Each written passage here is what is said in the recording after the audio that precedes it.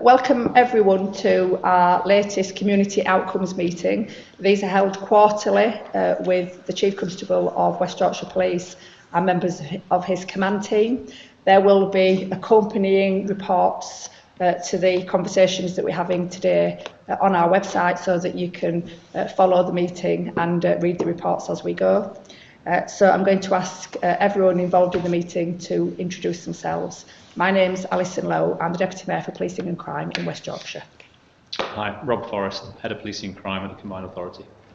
John Robbins, Chief Constable of West Yorkshire Police. Rob McCoubrey, Assistant Chief Constable for Operations within West Yorkshire Police. Damien Miller, Assistant Chief Constable for Local Policing and Safeguarding. We've got apologies from the Mayor, Tracy Brabing, today. And have we got any more? No, thank you. No. So the notes of the previous meeting, which were held on the 22nd of July, are part of the pack of papers that are online, if anybody wanted to see those. Are there any matters arising? No, thank you. So we're on to item 3, which is the mayoral and chief constable announcements. I've only got 2 things to announce. One is that on Sunday, the 26th of October, we're going to have a West Yorkshire-wide Reclaim the Night day, and every bit of West Yorkshire is going to be reclaiming a local park in their areas. Everyone is invited, and if you want to know which park in your local area is taking part, that's all on our website, so please do come. It's a great day. There'll be lots of activities for children and for adults alike, so we hope to see members of the public attending those. I also wanted just to update that the 8th round of the Mayor Safer Communities Fund has happened, and we've given out nearly £400,000 to projects supporting the Mayor's Police and Crime Plan. And once again, that money came through the Proceeds of Crime Act monies, and that's money that the police take back from the criminals who are harming West Yorkshire, and that it benefits those groups, those grassroots organisations working hard to deliver community safety programmes across the region. So it was a great night, and congratulations to all those organisations that were successful in that bid. Item 4 is urgent items, and because of the events of the 2nd of October, whereby we had a terror attack at Heaton Park Hebrew Congregation Synagogue in Manchester, that event was not captured in the hate crime report that was compiled. So we were asked today to ask about the reassurance work that West Yorkshire Police is doing with members of West Yorkshire's Jewish communities, and I thought it was a really good opportunity for the police to be able to give an explanation of the work that they've been doing to reassure that community. Yeah, we've obviously been engaging with what we would describe as key individual networks, which is people from schools, synagogues, community groups, representatives of the community, shops, businesses across the area. It's primarily been in Leeds and parts of Bradford, but of course it extends across the whole community of West Yorkshire. We've of course engaged with the Community Security Trust and the local representatives of that, as well as the Jewish Representative Council and other bodies as well. But the primary function and role of policing at this time is one of reassurance, is one of public safety, and is a commitment that we've built upon, I'd like to think, over many decades and over many years of existing relationships across West Yorkshire. So we've seen an increased physical presence of neighbourhood policing officers, patrol officers, and on occasions firearms officers out within our communities, and we've seen an increasing presence of vigilance, awareness, support and protection. We've also seen an increasing engagement from leaders and senior leaders across Leeds and across West Yorkshire as a chief officer team with members of the Jewish community and those who represent the Jewish community to ensure that we're protecting them, listening to them and providing feedback. And that's included myself as well, and in last week, I believe, or the week before, I had a meeting to listen, hear and respond to some of the feelings amongst the community, and it's a very powerful meeting. So I think, unless there's anything, Damien, from a more of a community perspective, we know how to do it well. We've undertaken, as the activities we've done on many years, many occasions and other events, we're very alive to the fact of how impactful it has been as a result of a culmination of national and international events upon the local Jewish community. Thank you. And from the Mayor's perspective, we just want to encourage members of the Jewish community to keep on reporting any hate crime that they're experiencing.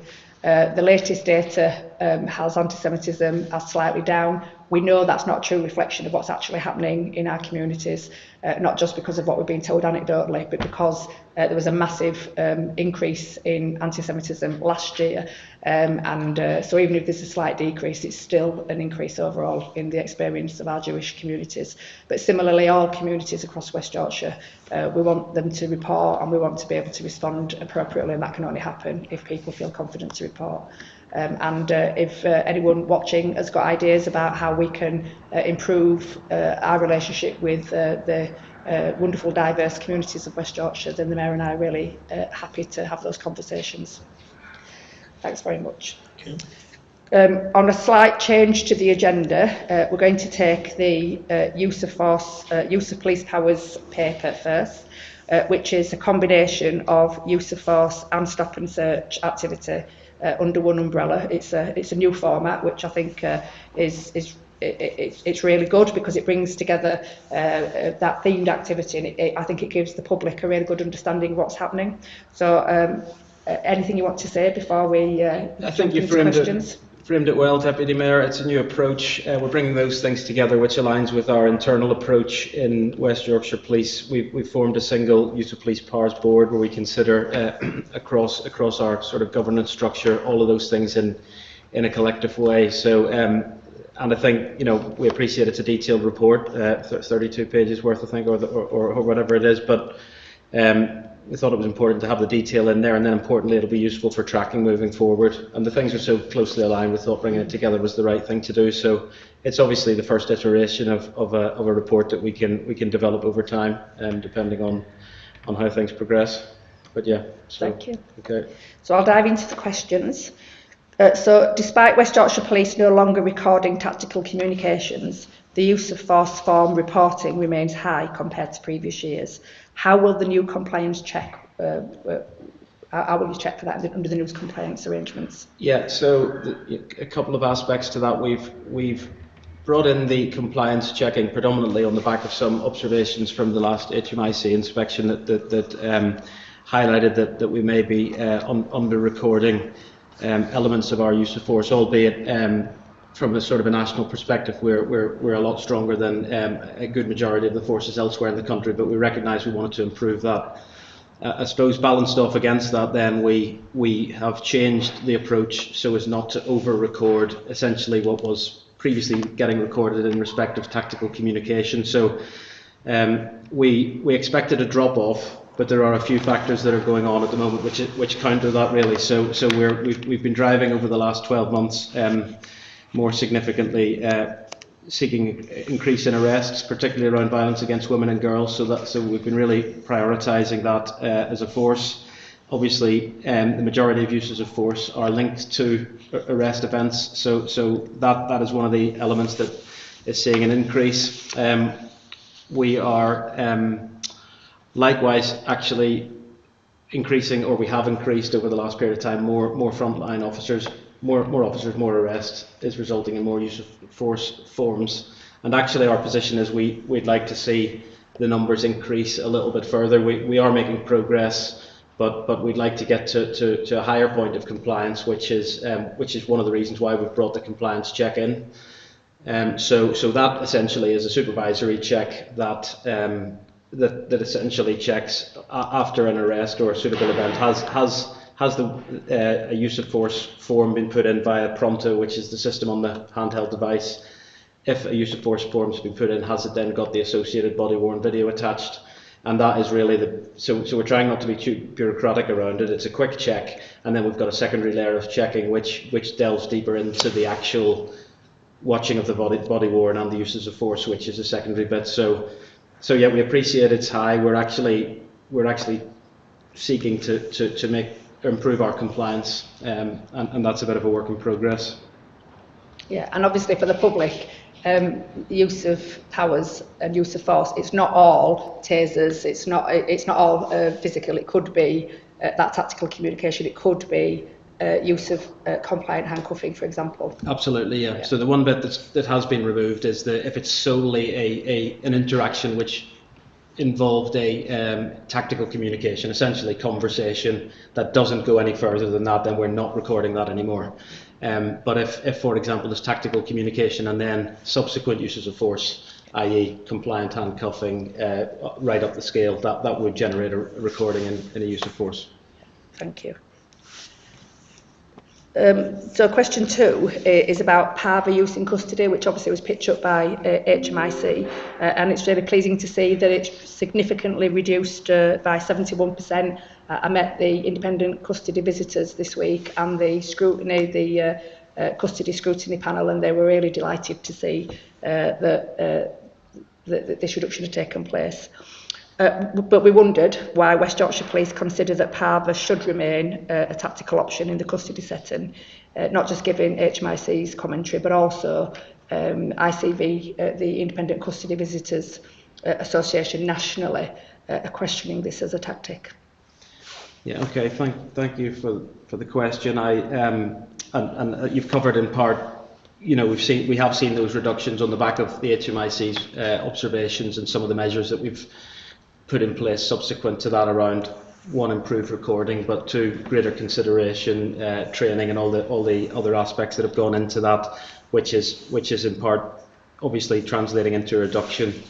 We're stopping short of seeking to ban it on the basis that we do still see it as a tactical option that has value, because the use of PAVA, although particularly unpleasant and painful at the time, it is short-lived and that does wear off, and actually in respect of that continuum of force, it's actually lower down than some of the physical force that could be used if PAVA wasn't an option, if you get what I mean. So actually we see it still that in certain circumstances it's a good option for officers, not only to be able to protect themselves, but also importantly reduce the risk upon the person that it's being used against. So we still retain the view that those officers that have it, acknowledging that we don't issue it to detention officers, but officers that have it, we do think that it's important that they have that as an option, accepting the observations and the need to continue with the training, awareness, and make sure that any use is of course proportionate and justifiable, but ultimately we continue to think that those officers that have it, it is an important tactical option for them, and we wouldn't at this point seek to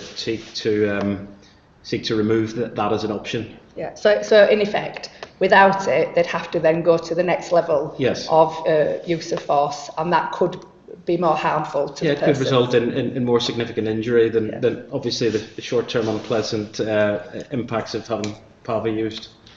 Okay, thank you. On the Stop Search hotspot map, which ward area is most represented and adjusted for race victimisation, and are the levels of race disproportionality in line with the rest of the force? Yeah, so this sort of analysis, as you know, is a new addition to the report. The darkest blue area within the mapping is actually the city, Leeds City MPT area, so that covers across 3 wards. It's done based on the MPT areas within our within the force area as opposed to the wards. So the 3 areas in question in terms of a ward level are Little London, Woodhouse and Hounslow and Riverside. So there is a slight caveat to the data in so much as, you know, people we have to categorise it on the basis of areas, but the reality is that we know people are very transient across those boundaries. So we have to calibrate the data slightly. In terms of inequality, the analysis at the moment isn't advanced to a stage where we can necessarily break it down due to the small numbers per ward area. So we're doing the analysis that informs the Power BI app at a higher level, because we find that the data is more reliable when you apply it across a larger data set. So I wouldn't be able to give you any degree of confidence in terms of the existing data around inequality levels at that particular ward area. Intuitively, that ward area is a ward that suffers from quite a lot of violent crime and knife crime, and some of the urban street gang issues that we're tackling and have been focusing on through Operation Gemlock and a number of other local neighbourhood-led initiatives. So it may well be, given that crime type and some of the other things that are in the report, that there is a slightly wider disproportionality seen in some of the figures based on some of the demographics of those areas, but I can't at the moment, except when we're seeking to refine the data, give any degree of confidence as to anything other than it's in line with the broader levels of disproportionality we see across the whole force area. But in time, we'll be able to see a bit more of a pattern. I think as the data builds up and as the numbers increase, then yes. And I think there's certainly, and we do put an onus on local, not only local commanders, but local MPT inspectors to have that really granular, case by case knowledge of particularly stop and search and what they're seeing. So there's an assurance at a local level that there's that understanding, but we just need to continue to build on and enhance the data to give us that better picture over time. Yeah, and I'm wondering if whether use of strategies like clear hole build might benefit somewhere like Little London, where it's got those high levels of serious organised criminality, because we see the 50% reduction in serious violence in Hare Hills, where it's been implemented for the last 2 years. And obviously the stop and searches are linked to the level of serious organised criminality. So if one reduces, hopefully the other will too. Yeah. So something to be considered, I suppose. So the pilot early action schemes operating in Bradford and Wakefield look promising and hopefully will prove to be successful and rolled out to the remaining districts. What actions might an officer take there and then to ensure the child is safeguarded if found in circumstances where they are stop searched, suspected of being or about to be in the commission of an offence, including Children's Act police protection powers? Yeah, so in essence, the early action pilot, or that scheme, refers to essentially a secondary triage, if you like, that we're applying in Wakefield and Bradford at the moment, but rolling wider, where those officers that work in the early action teams that have that broader knowledge of partnership, child protection, local problem solving issues, they can look at the instances of stop search in line with the data that's held around a child and make an assessment as actually, do we need to put in a public protection notice and a referral to the MASH? So it's a bit of a safety net, if you like, so that if an officer that's on the street who makes a stop and search of a child in isolation and doesn't necessarily pick up those vulnerability factors, that local early action team have the skills and knowledge to recognise some of those wider vulnerabilities and put it in. So I suppose it's a bit of a two-step system, really. We do want to continue to drive some of the awareness around our frontline officers and make sure that they are spotting the signs of vulnerability when they're stop searching children. So the NSPCC shared tool, which is mentioned in the report, that essentially is being rolled out so that officers are in a position to spot those signs. Hopefully, if any of those vulnerability aspects are present, they would make that direct referral without the need for someone else to pick it up, if you like. So the first thing is the officer does it, but we've got that safety net that if the officer misses it or doesn't have the full picture, we have that secondary bit. So that's the pilot. But of course, you referenced the statutory options that are open to our officers on the street, and ultimately, if they see vulnerability at the point of any interaction with a child, whether it's a stop search or otherwise, they have the full access to the powers under the Children's Act, and there'd be an expectation that if more than a safeguarding referral is needed, then appropriate action is taken, whether that's use of taking the child into police protection. Ultimately is the power that's available to them. But there's a whole range of other options that we'd be looking for them to consider as well. Yeah, and I look forward to the pilot being rolled out and seeing what difference that makes, if any. Yeah, we've stopped short of seeking a PPN for every single instance of a stopped search of a child, because ultimately we know the pressures in multi-agency safeguarding hubs, and we're getting pushback from the local authorities and other partners rightly in terms of seeing the wood for the trees. So we find this is a balanced position where we can do some informed local triage and then make sure the right ones are being put through. Yeah, thank you. In terms of the race action plan, which obviously is an underpinning approach to reducing disproportionality in the main, how are communities being made aware of the great strides that West Yorkshire Police have made in terms of the application of the Cambridge Centre for Evidence-Based Policing model around stop and search that you've been employing for a while? Yeah, thank you for picking up on that. Obviously, the details come out within the report, and we've put a lot more of the detail in this time. Both Ben Ryder, who's the superintendent lead for use of police powers, and up until recently Darren Beach, who's been leading on the police race action plan, have been seeking to raise awareness of some of the work we're doing via the IAG, for example, the local ISAG, attending and updating the audiences there in respect of some of the work that we're doing. We're now increasing the information we're starting to publish on the website around it.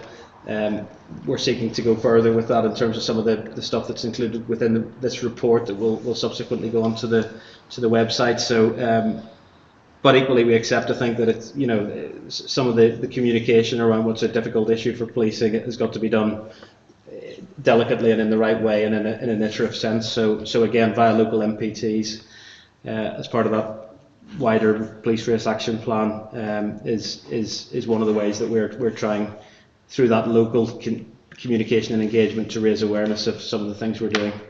And obviously you're a pilot for the maturity matrix. Mm-hmm. Just off the back of that, we just received a letter of thanks from the Police Race Action Plan leads nationally. So the maturity matrix for communities from their perspective is we're striving to be an anti-racist organisation. In order to assess how well you're doing at that, you need to engage with communities and get the feedback from communities. That's what maturity matrix is called, and that's been piloted in West Yorkshire ahead of national rollout. And the team have been really impressed with the work of frontline officers, neighbourhood policing, and the Police Race Action Plan here to get that into a better place. That's good for the black communities of West Yorkshire. It's good for all communities of West Yorkshire as we constantly strive to adapt and change and improve. Yeah, thank you. And I know that you're going to another iteration now of the training that you've been undertaking, the cultural competence training, which I think is really positive. Thank you. Thank you. I understand you are leaving at this point. Yeah, if you don't mind, Deputy Mayor, just a few operational bits that are running today. No, the public will be pleased to see that you're doing work. So. They always do. Yeah. Okay, thank you. Thank you. So we're going to go back to the main agenda and hand over to ACC Miller and the Safeguarding Children's paper. So the detail is within the paper, Deputy Mayor for Policing. Obviously the public can read it online. There is all the information in relation to the ongoing work that is currently being taken, and I'd encourage the public to read it because there's lots of information there that hopefully will support the ongoing work and provide that reassurance to the community with the hard work that's been undertaken. Yeah, and I don't think the public always understand the governance that sits behind safeguarding and how complex it is and how it's very partnership heavy. People just think it's rescuing children and they don't really see all the other bits. So I think that report is really good at describing everything that sits behind it. So the first question is the report mentions a series of work streams which are reviewing and updating policy and guidance around multi-agency safeguarding hubs and multi-agency public protection arrangements. Can you summarise for the public the key improvements in the service that you're hoping to achieve? Yeah, so obviously on the back of the HMIC coming in and doing the PEEL inspection, we did a full review of our multi-agency safeguarding hubs, and from that the Central Safeguarding Governance Unit provided an action plan, and what we wanted to do was ensure that consistency across the 5 districts. So what that action plan included was a reduction in the volume of our outstanding PPNs. So when the HMIC came in, they found a backlog within the system, so we put extra resource into that to ensure that we could clear the PPNs as quickly as possible within a timely manner. And what I'm pleased to say now is that has reduced to a very low level, and we've managed to maintain that low level as well, which is really promising. We also wanted to look at that consistent delivery across the 5 partnerships as well. That's difficult because we're obviously working with 5 local authorities, 5 different partnerships, but what we wanted to try to do was provide common standards that we all work to, so lessening the risk depending on which local authority area you were living within. And I'm pleased to say we've managed to do that, and a recent dip sample of that is ensuring that those multi-agency safeguarding hubs are sticking to those common standards as well. We also looked at a more efficient process to reduce bureaucracy and the demands on the MASH, because as you can imagine, the demand that's now actually going through that department is increased because we're identifying risk at a much earlier opportunity. The number of PPNs being put through has also increased. So we've looked at automation to see how we can automate some of that process, and we've been able to do that, which has lessened the demand on there. And then improve the quality of the information that we're actually sharing with our partners as well, because there's got to be that multi-agency triage. So bringing the partners into that multi-agency triage and sharing that information. So rather than being triaged by a single agency, we're looking across the board. So that's between the local authority, health and ourselves as well, of sharing that information. And as I say, that recent dip sample is showing that we are sticking to that process as well in those common standards. And hopefully the early action pilot that we've already talked about, that will support that even further. And I know that the local authority are really pleased that the PPNs have gone down.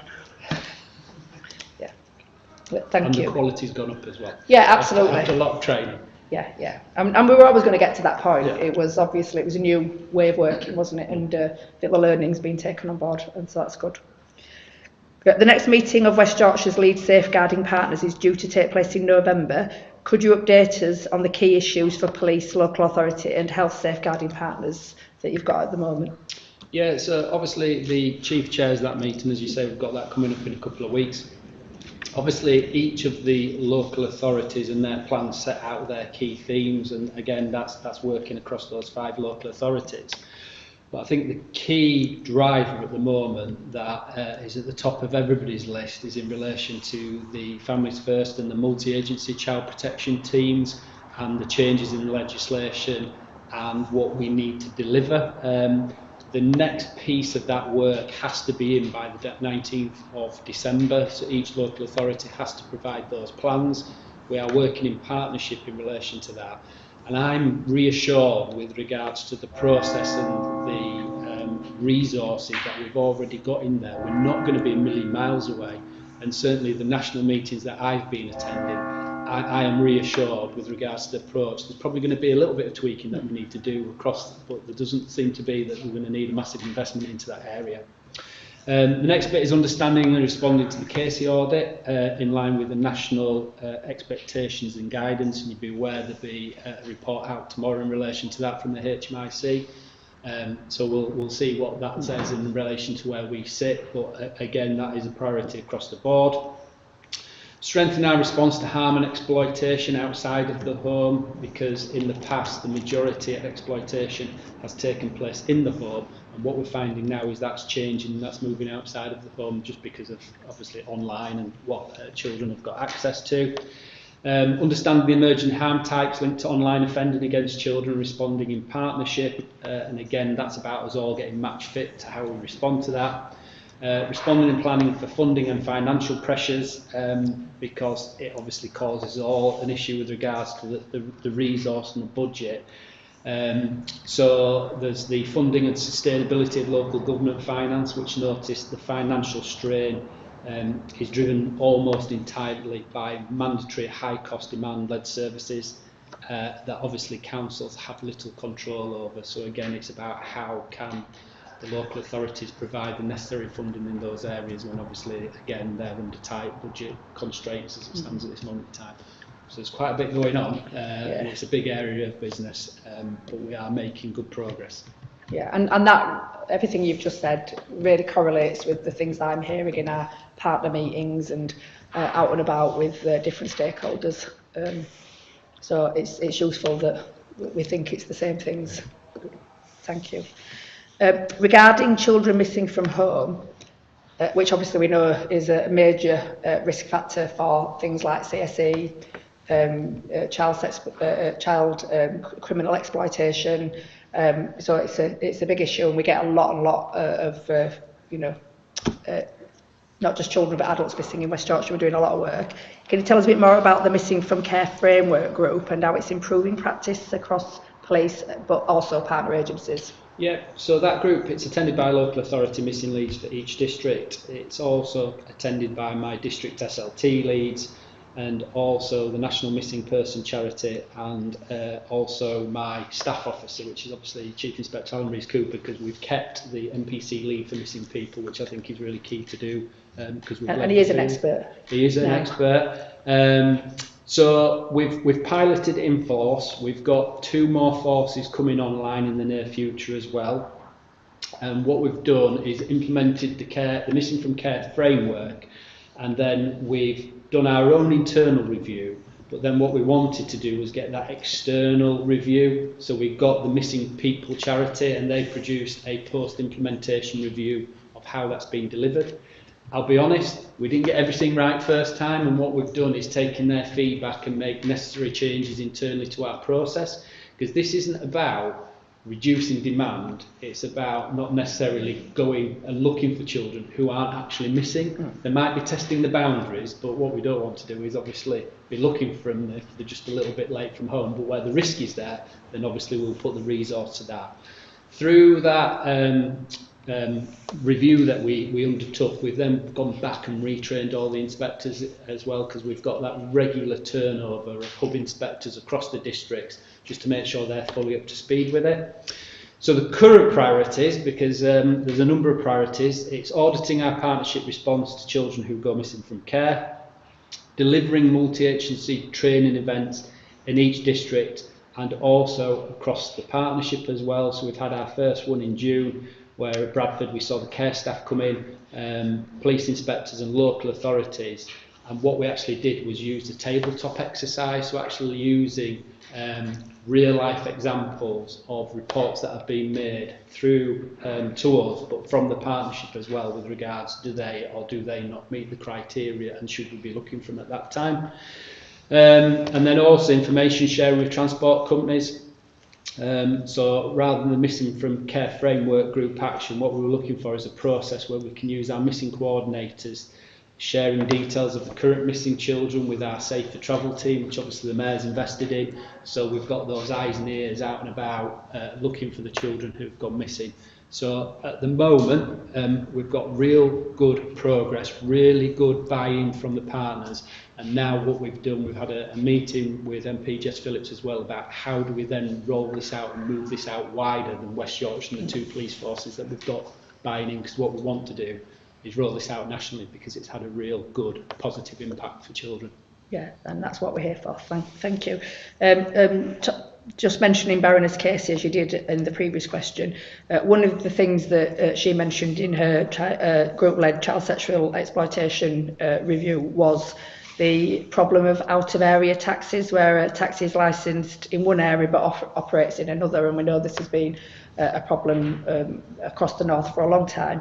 Is this an issue for us here in West Yorkshire? Yeah, it's still an issue for us here within West Yorkshire. We have taxis that are not licensed by our, one of our 5 local authority areas and from out of area. And what we want to do is ensure that is not occurring, because the taxis within our area should be licensed from our area and our area only, but that is outside of the police control as it stands at this moment in time. Yeah.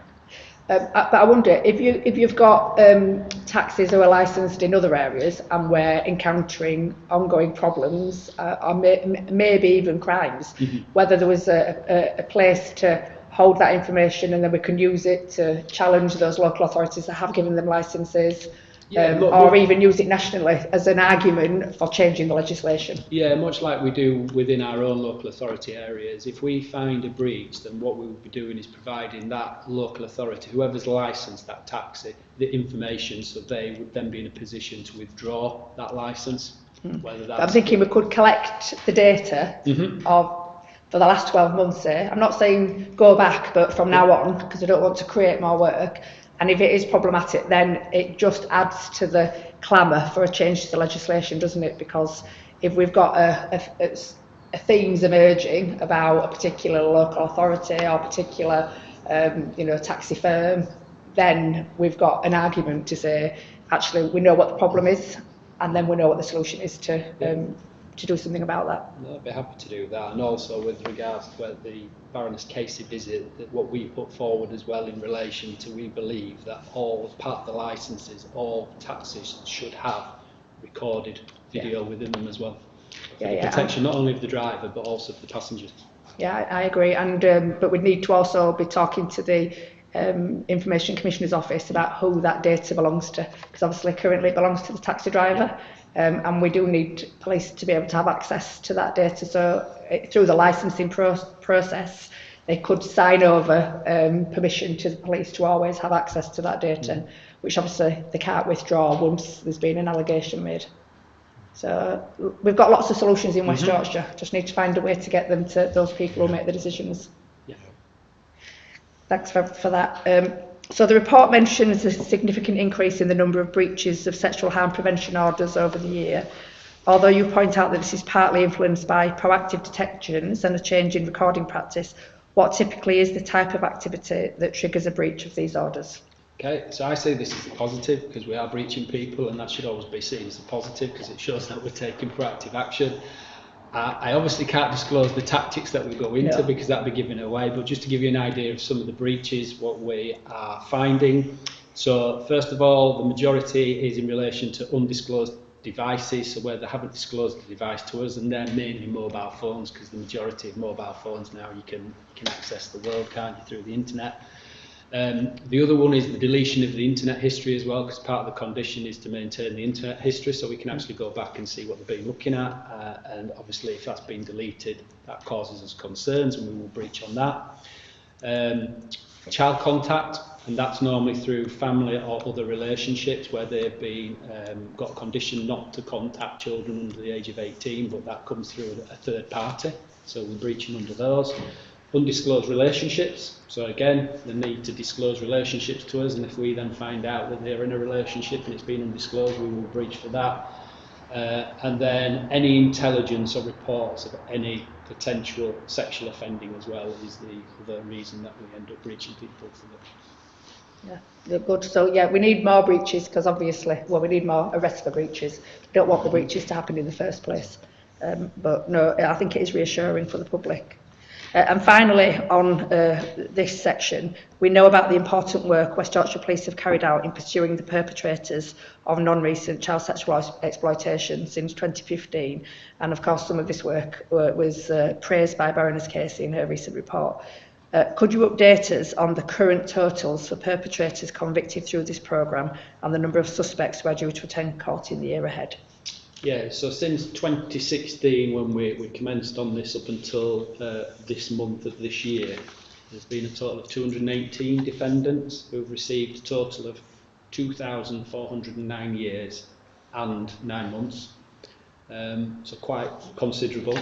There's been imprisonment for 25 non-recent child sexual exploitation operations, so that's what we've looked at. And then there are currently 61 defendants charged, listed or currently standing trial at court for 14 operations, and that is between 2025 and 2027 depending on the dates that we've got for court. So for this year there'll be 18 defendants standing trial. For next year we've currently got 35 scheduled, and for 2027 we've got 8 scheduled defendants to stand trial. Thank you. But there are still lots and lots of investigations ongoing above and beyond. Thank you. So we'll move on then to hate crime and community cohesion, and obviously for anyone reading the report we should remind them that the report was written before the atrocities that took place in Greater Manchester. So is there anything you want to say before we start the questions? Yeah, the only other bit I'd probably add, and again encouraging the public to read it, is the report was written before the decision made by the Met not to investigate non-crime hate incidents. Yeah. I would refer the public to pages 10 and 11, which make really clear our stance on that. And prior to that decision being made, there is already a review of non-hate crime incidents being conducted by the College of Policing. So we are waiting for that review and the decisions from that review with regards to then what will be our next steps, because as it stands at this moment in time, we are following the national standard for crime incident recording and will continue to do so. But where it's a non-crime hate incident, we are not recording the personal details of the subject unless they present a risk. Yeah, exactly. And of course, logging incidents is a recommendation of McPherson. So you know, it is definitely something that lots of people in West Yorkshire are really passionate about. Thanks for that. I just wanted to provide that reassurance. No, I am reassured. Thank you. So the monthly hate incident count table on page 3 shows a really large increase of 71% of anti-Hindu hate incidents over the last 24 months. While the actual number of incidents remains relatively low, it's still a worrying increase. And actually, I've been to visit the Hindu community on 2 occasions over the last 6 months, and they're feeling that increase, whether that's directly or indirectly. Are you aware of any specific causes of the increase, and what action are you taking to reassure West Yorkshire's Hindu community? Yeah, so yes, you're correct in that 71.4% increase. There's 36 incidents in total over the last 24 months, and that's 15 more than over the previous 2 years prior to those figures. So even though that's a low number, that's still 36 reported incidents. And I would imagine as well, sat behind that, there will be unreported incidents as well, because not everything is reported to the police. And like you said at the start, Deputy Mayor, I would encourage people to report any incidents to the police. When you look into it, the rise is linked to broader geopolitical tensions, is what we're finding, particularly those involving India-Pakistan relations and certainly the ongoing Middle East conflict as well, both of which have had ripple effects across West Yorkshire as a whole and across our communities. In Bradford, for example, we've got far-right misinformation and divisive online rhetoric, and that has contributed, obviously, and understandably so, to heightened tensions within the Hindu residents.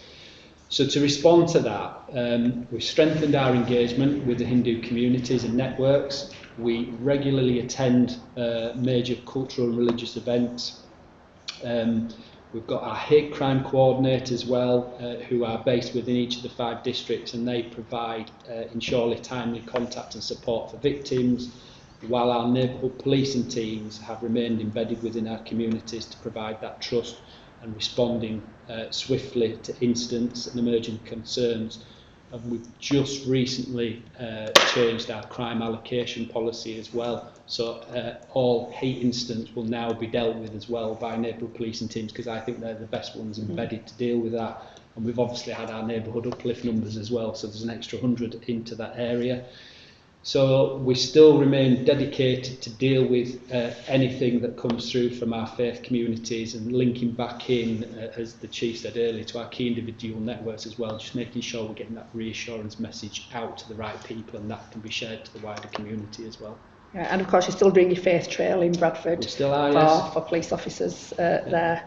And I think I saw somebody at Nevrati. I don't know who it was, but it was all over social media. Yeah, and I went to the launch of the Leeds Hindu Society last week again to show a strategic presence there and support for that community, part off the back of the issues that have been raised here.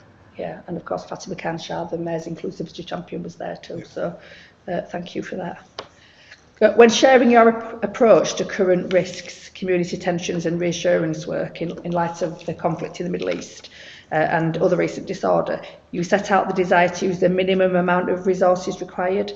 Do you feel West Yorkshire Police has been able to balance the need to reassure the community in light of recent events without taking resources from other vital areas of policing?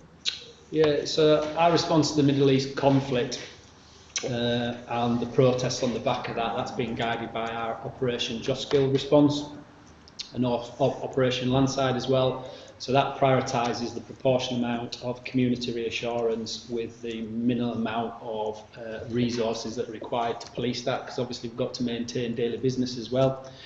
So I think we've successfully balanced the need for that visible reassurance for those protests and within those communities with the imperative to preserve the capacity for other vital areas of policing, so answering those emergency calls and priority calls from the public. So we've achieved that, or tried to achieve that, through the daily intelligence and tension monitoring. So that enables us to agilely make informed decisions based on the information intelligence, what's coming out, so in relation to the numbers attended, the risk that they may pose or not, as the case may be. We've had local silver commanders who assess the risk, and the reason we've gone for that local silver commander is they can provide that local context as well, rather than just bringing somebody in from a different area to make the decision from that. And that can then look at that level of policing. Is it sufficient, or is there an escalation required, i.e. to bring more resource into that? We obviously use the national decision-making model throughout all our decision-making, because that is our impartial and proportionate way to do it. We've had community engagement through the neighbourhood policing teams. They've maintained those strong relationships and provide the cultural sensitive reassurance. We've got our police protest liaison teams as well, so they've been engaging with the organisers of the protest in relation to discussing routes, making sure those routes aren't going through anywhere that is culturally sensitive. We've then got the strategic coordination with the national framework as well with regards to Operation Lest, so that's ensuring readiness and consistency across district, and that has allowed us to provide or maintain that public confidence and reassurance. What I can't get away from, though, is some of those protests have required additional resource that I have had to take out of district policing. So, you know, that's had to happen. And sometimes the comments are what made at those protests as well do not meet the criminal legislative mark, however, will be found by certain members of the community to be very shocking, offending and disturbing. Obviously the Home Secretary has announced a review of that legislation, Yes. but at the moment we need to police within the current legislation, and we're trying to find that balance. Yeah, thank you. And you've answered the next question in some ways, because you're doing lots of work, huge amount of community reassurance and cohesion taking place, working and targeting those communities that are most under pressure for various local and international reasons.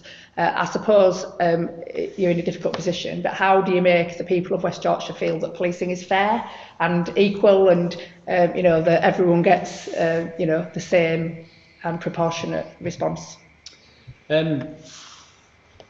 It's an ongoing challenge, because we have dedicated resource. Not only do we have our neighbourhood policing teams, but we've got our Safe Strong community teams as well, which are really embedded within the communities. So it's about providing that consistent message. Now, not on every occasion are we going to see eye to eye with the community, and we have to continually explain why in some certain cases protests are allowed to happen, because it's within the legislation. But it's then about providing that reassurance that we will have the necessary resource there to deal with anything if it does step over that criminal mark. But at the same time, engaging through those neighbourhood policing, providing those reassurance patrols. We've also got our police education programme as well, which is delivering educational programmes within school as well. And I go back to the neighbourhood uplift of those extra 100 officers within those communities actually being visible. That's what the community want to see. They want to see that visible policing, because they might not necessarily see the protest that's occurring in the city centre, but what they want to see is that uniform presence within their community, so they feel reassured. So it's trying to find that balance, but making sure that balance is delivered collectively across all 5 districts, rather than just doing it one way in one area and different in another, providing that consistent approach. Yeah, and obviously anything that the Mayor or I can do to assist you in that regard, you know, obviously we're working together to bring that reassurance and feeling of safety for all the communities that we both serve jointly. So, And at the end of the day, as David has said, it's the nature and the manner in which our frontline officers deliver the service on the streets, and in the main, they get an incredible amount of positive feedback from various communities for protection and for facilitating, whether we like it or not, facilitating lawful protest. yeah, and that is generally my experience when I'm out and about. From hate, crime and community cohesion, we're moving to the VOG arena, which also is a key part of the trust and confidence piece. On page 4 of the report on VOG, it states that the number of repeat victims and repeat suspects has declined in the last 12 months. Please, can you provide more detail on the number of repeat victims and suspects statistics and what's working well in efforts to reduce these numbers? Yeah, so we've seen a small reduction in both areas. So, for example, within victims, we've seen a 1.6% reduction over the last 12 months. And in relation to suspects, that's a slightly smaller reduction of 0.5. So any reduction should be one received. However, what's working well as it stands at this moment in time, we need to do some deeper analysis to quantify the exact reasoning behind it, because when you look at the small reductions, there isn't anything that's standing out as it states at this moment in time. So yes, as I mentioned on the previous paper, we've got those common standards within DRAM and MAREX now and within our MASHs. So that's providing that greater consistency with regards to hearing of higher risk and repeat cases. So I'm hoping it's in relation to that, but until I've done that deeper dive, I wouldn't want to give you that answer yet, Deputy Mayor. So once we've done that, I'm more than happy to bring that back in that next paper. Good, so that's in the minutes, so we'll pick it up. Thank you. Op Atlas pilot, the Mayor loves it, she's very excited. When do you expect to start seeing some of the outcomes? Yeah, so just for the public, that's obviously our response to stalking and harassment cases. So it's the digital triage of evidence and providing that digital evidence pack to the investigator at the earliest opportunity, because 90% of those cases always have a digital footprint.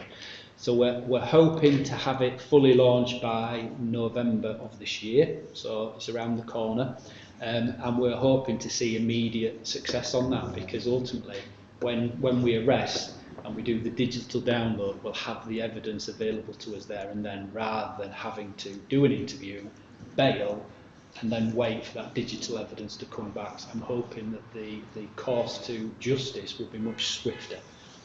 But we've got to wait and see. Yeah, we've got to wait and see. And just so that you know, I met with the Safeguarding Minister this week to talk about stalking, and she told us then that the next day they were going to announce the KC who was going to be reviewing all stalking legislation. And we've got a few survivors in West Yorkshire who are being invited onto that review group, and so we're quite excited about the change that West Yorkshire's Voice will make to that process, and hopefully we'll get some improvement in the legislation so that your jobs are made a bit easier. So any feedback you want us to get in there, we can ask the survivors that we're working with to incorporate that into the feedback that they're giving. So page 6 of the report states that a domestic homicide prevention summit was held in July. I think I went. You went? Yes. We both spoke. Yes, and it was held to share learning and ideas to prevent future domestic abuse-related deaths. And these recommendations, some recommendations have been identified from that event. How will we make sure that those recommendations are actually implemented? Okay, so that's been delivered through the West Yorkshire Domestic Homicide Review Partnership Forum. So they've got the responsibility as a collective, because it's the partnership response, to deliver on those. So the key objectives for that forum is to provide a space for sharing of learning between partners in West Yorkshire as well. It better enables coordination and work between partners on challenges and issues related to domestic homicide reviews and the information that come out of those domestic homicide reviews as well. The forum will respond to any national policy changes as well, and any significant events can be discussed and agreed there and obviously shared across the partnership. To deliver the objectives, the partnership forum will identify and enable the sharing of best practice, because what we don't want to do is DHR in one area, we don't get the best practice and share that across all the other local authority areas as well and districts to make sure it comes across. So they will facilitate that sharing of learning, experience and expertise between our partners, and then they will identify then any further areas of work that we need to do moving forward to ensure that we are match fit in this area. Good, and obviously we've also got a role in domestic homicide reviews, and anything that we can add, then just ask, because we're heavily involved, as you know, through our various roles with local authorities, etc. Thank you. So on page 7, it talks about West Yorkshire Police's Victim Engagement Programme, which gathers and responds to the views and experiences of victims of domestic and sexual abuse from across our diverse communities here in West Yorkshire. What's being done to ensure victims are not being re-traumatised through this process, and how are we sharing back with victims the good practice being implemented following the sessions? Yeah, so we've actually brought in an experienced support service to work alongside of us. So they're going to actually facilitate the discussions, and they'll be able to ensure that victim survivors taking part have any effective aftercare that they may require. They're also fully engaged in the preparation of the focus groups, so they're ensuring the risk assessments are conducted and that any procedures are safe, and that we've got safe spaces that are provided if they need to step out of that environment as well. The professionals who are supporting the victim survivors are trusted facilitators as well, so hopefully they'll be able to spot any early warning signs as well.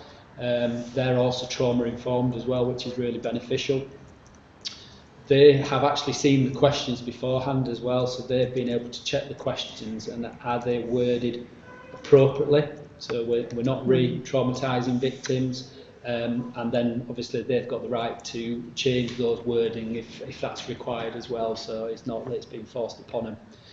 So that delivery of that engagement, it's fluid, so the victim survivors can either speak to the engagement team on a one-to-one basis in a facilitated small group session, or answer with their IDVA without the police being present. So we're trying to give all options available, as well as being able to basically email your answers if you don't want to sit in one of those environments.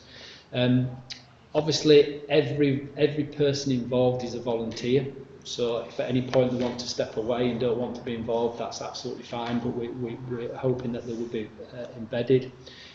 And then what we're hoping at the end of that, all of that, we'll have a written formal report of the engagement sessions, which will basically collate all the feedback that we've had from the victim survivors, and then make any recommendations from there for ourselves with regards to how can we improve our own policy, our own practice, to ensure that we are delivering the best service to the victims.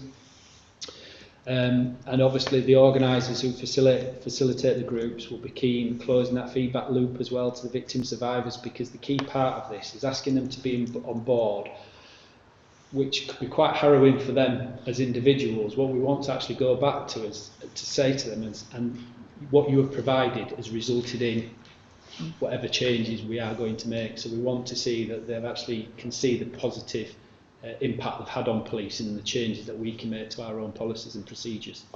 Yeah, and obviously that's really important to people's recovery, that they feel that it happened to me, but I've made a difference to other people in the same circumstance. Thanks very much. My pleasure. So we've completed the core agenda, but we're moving now to the exception paper, which is on the summer surge. And for the public who might not understand what that means, the Home Office funded a series of activity over the summer, which was about targeting high streets where antisocial behaviour and retail crime were problematic, and asked police and mayors, police and crime commissioners to monitor the activity, report back on a monthly basis. So we've had 3 months of activity that we've reported back on, some really good outcomes, and the paper talks about what we did in West Yorkshire and what's happened as a result. So I think that sort of encapsulates it. In Bradford we had Shipley, Keighley and Ilkley, Calderdale, Halifax, Brighouse and Hebden Bridge. Kirklees we had Huddersfield, Dewsbury, Cleckheaton. Leeds, we had the city centre, Crossgates, Armley, Morley, Wetherby, Otley and Hare Hills Corner, and in Wakefield we had the city centre, Castleford and Pontefract. So we had a lot of city centres that were covered. So before I ask the questions, anything you'd like to saying, introducing the report? No, the details within the report, as you said, Deputy Mayor for Police, and I think when the public read the report, they can see what positive action we've taken with regards to that neighbourhood uplift that we've been able to put into those areas, not only the visible policing presence, but also in relation to the positive outcomes that we had on the back of that. I've been really pleased with that. And obviously now we are preparing for the winter surge as well, Yes. which obviously we've been asked to put our thoughts back, so we're just waiting for that to come out from the Home Office as well in relation to what that will look like. Yeah. And so are you finding that the positive outcomes approach for antisocial behaviour has been successful at deterring and preventing ASB? Yeah, so when you read the report, you will see, because we're asked to feedback on certain areas of performance. One of the areas we're asked to report back on is in relation to arrests for offenders for antisocial behaviour. So, for example, if you look at August as a month as an example, it will show that there's been no arrests for antisocial behaviour.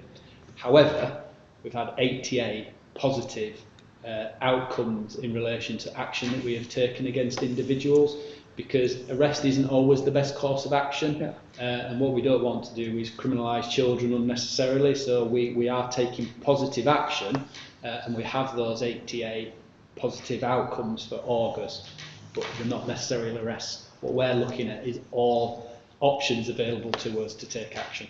Yeah, absolutely, because even though those communities that are impacted might be a bit cross and think, well, we need to arrest people, actually arresting children has long-term and lifelong consequences, and can mean that those young people enter the criminal justice system and never get out of it. And so more harm is caused in the long term. Yeah, and what we will do is work with those individuals to reassure the public. If they keep on repeating and keep on breaching that, then obviously the rest will be the option. Yeah, absolutely. Could you give some more information on Operation Aquacrest? You've got some strange names for some of these ops, and any learning or successes? Come at random out of a book, I have to be honest. So Aquacrest is in relation to the City Neighbourhood Policing team and the work that we've done in relation to violence against women and girls and part of their strategy. So that operation was actually, put my teeth in, initiated following targeted engagement with women either working or visiting the city, and particularly those who were entering the city during our nighttime economy hours. So the feedback that we had through that engagement with those women were concerns around predatory behaviour, I need to put my teeth back in, by males, often targeting intoxicated females as well in that nighttime economy. And that was in relation to some females feeling that those people were trying to isolate them when they were intoxicated, moving them away from the friends and trying to encourage them into vehicles, which obviously we didn't want. So in response to that, the City MPT within Leeds came up with the operation, and that was putting officers, because we'd put such a substantial increase into the city centre through the neighbourhood uplift, it allowed us to do this.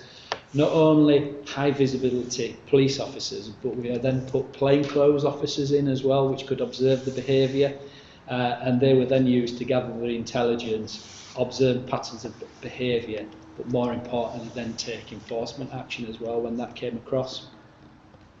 So high visibility patrols, officers noted during those as well that door staff were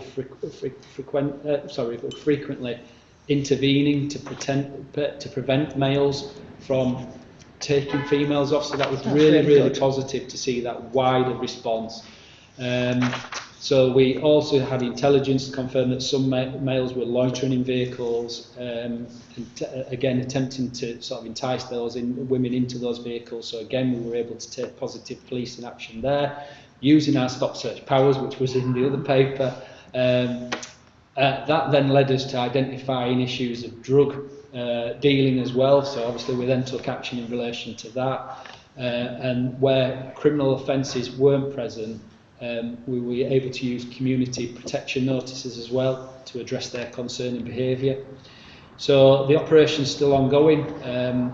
We've got some key learning points out of that, so the value of that community engagement, because if we haven't spoken we wouldn't have had that feedback and we wouldn't have been able to take those policing actions. The effectiveness that we've had of those plainclothes officers as well, that's been really, really impactful. So again, through that extra uplift, even though the public might not see them because they're not in uniform, we're getting the positive interactions and impacts on that. The importance of working at that local level with the door staff as well, because they are providing that wider support function as well. The need for that flexible options, so if we can't see a criminal offence or there isn't enough grounds for a criminal offence, still using that community protection notice where the thresholds haven't been met. And we'll continue to evolve with the operation because it's been such a success and we get real positive feedback on it. Yeah, and I'm sure the public will be delighted to know that door staff are really part of the solution now, and that they've been trained to such an extent that they're proactively looking out for these issues and intervening, because that's massively important if we're going to do something positively and differently. And I've been talking to Sergeant Maureen Hussain, who told me about some of the work she's been doing through daytime economy, talking to retail outlets and some of the staff, female staff, and I think there's a piece of work to be done with some of the businesses there who are not recognising crimes when they're being committed against their own staff and not encouraging the staff to call police. I think that's another gap that maybe get another name for it, op something or other. But I think that's definitely, I think that's definitely a further area of improvement, because there's a lot of harassment of female retail workers, and businesses are not recognising that and putting the right interventions in place. So in the same way that we're really pleased to see those SIA registered door staff wearing worn video body cams, I think there's a place for staff behind bars and in a lot of establishments to move to those as well. Because of the way in which they're getting treated. I think that's true. So so that, and I have emailed Steve Dodds about the work that Maureen's been doing, because we don't think we need to pick it up. Brilliant. But it's brilliant, and I know there'll be lots of people thinking about going out for Christmas parties who will be really reassured. The paper states that OP Impact is being launched to promote immediate and long-term outcomes for local communities and will be promoted internally. Is this something we can promote externally so that members of the public are aware of the concerted efforts to tackle neighbourhood crime? Yeah, so when we've reviewed the neighbourhood uplift and we've gone through the reports that we're providing back to the Home Office, which obviously you see yourself as part of Wicker, we soon realised we're actually missing a trick here, because we're doing lots of impacted work. It's reducing crime, it's improving our outcomes, our offences brought to justice. But what we're not doing is singing from the rooftops with regards to the success we're having. So what we've then done, and this is under Superintendent Ben Ryder, we've then looked at how can we bring this together under one format, and that's where we've come up with Operation Impact. So what we are now looking at doing is providing reports which shows the success factors of the hard work and the reassurance that we're doing within the communities. So that will be provided to you on a frequent basis, but more importantly, we're going to put that out into the public arena as well. So using Community Alert, but then also using our partners and the reach that they've got. So any help and support that you can give to us for that, we'll really welcome it, because, as I say, we're doing some excellent work, but I'm not seeing enough of it. And that's what we need to do, is get the message out there to provide some of that reassurance rather than the negativity that you see on social media and one thing or another in relation to policing. And I think some of the stuff at a locality level is massive. So the closure orders that have happened, some of the work with people who are selling vapes illegally to children, or alcohol that's illegal, and I'm thinking of Halifax, the partnerships that have been developed there, and the benefits then to the partners through that intervention from police. I think there's loads of stuff that you've been doing. There is, and it's like now, bear in mind we're coming up to bonfire, there's multi-agency work going on between the police, trading standards and the fire service as well, actually using the information intelligence we've got with regards to what is believed to be legal sales of fireworks as well, and some of the interaction that we're doing. Now once we finish that operation, we will be releasing to the public, because we've had some real good success on that, and some fantastic support from trading standards. And we know the public's really upset about the abuse of fireworks. But we need to get that message out there, because if we don't do it, nobody else is going to do it. No, absolutely. Well, we'll do it on your behalf if you give us the data, so that's good. And then the final question on this report is, was there any feedback from the crime awareness programme by the Calderdale Early Action Team, and is this something that's been done or could be trialled in other districts? Yeah, so they provided a crime awareness programme, and that was to 20 vulnerable young people from Rastrick, which is really positive. So that focused on educating the participants about the consequences of criminal behaviour, particularly theft, antisocial behaviour, and they were actually identified as being involved or being at risk of being involved due to social economic factors, including eligibility for free school meals, and also with regards to what people were telling us about their behaviour. What that's done is the feedback from that group has been really positive. What we now need to do is look at how do we deliver that in other areas, and how again do we identify the right people in those other areas. Now at the moment that's being done by the early action team within Calderdale, and what we do need to do is just lift and shift it because it's been really successful. So that's come back to local policing to look at how do we do that and make sure that we deliver that the same way and have the same success factors. Yeah, that's really good. Thank you.